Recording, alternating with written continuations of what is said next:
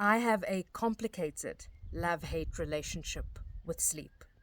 At the moment, we are in a honeymoon phase, and I am lapping up every moment because there have been times, numerous times, where I have laid awake in bed for 3, 4, 5 nights at a time without getting even a wink of sleep.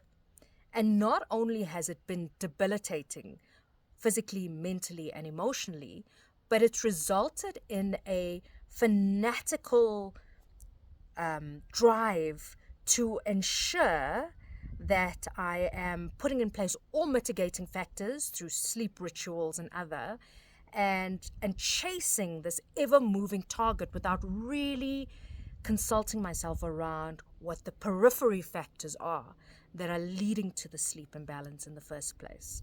It's a mouthful. Hang with me a little longer.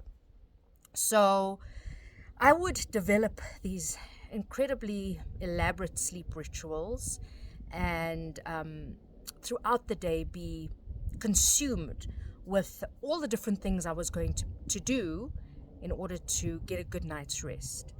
And then, perhaps inevitably, when it came time to actually fall asleep because of the performance anxiety, I actually ended up getting no sleep, and the cycle would just perpetuate. And the running anxiety would increase in terms of pace. When I started to work with yogic practices, I began to understand that sleep is really the end result in terms of symptoms around what is happening in the periphery that is more important. What is causing sleep imbalance? And yes, there are the regular factors. We know that stress accounts for it significantly. Ergonomics, how are you sitting during the day? How is your spine supported? Because the body and the mind, when they are busy, often don't compute any discomfort. And then when you try to switch off at the end of the day, this is when you start to feel, even if it's not at a conscious level, all these aches and pains that result in an inability to really rest deeply. So it's ergonomics, it's stress, it's diet, the gut-brain connection. 70% of our serotonin and our immunity is produced in our gut.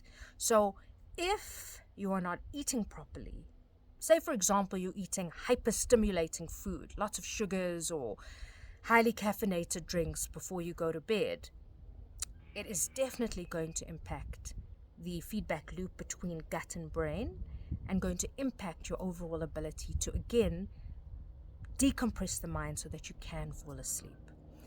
From a yogic perspective, we consider the five senses, not only sight as an input mechanism, which is digitally what a lot of us talk about, but we consider how are you utilizing your five senses throughout the day, because that is really what is feeding into this motherboard, this nervous system.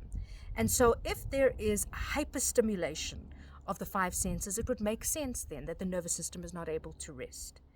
And the way that we pacify is to focus on two things: calming the mind, relaxing the body.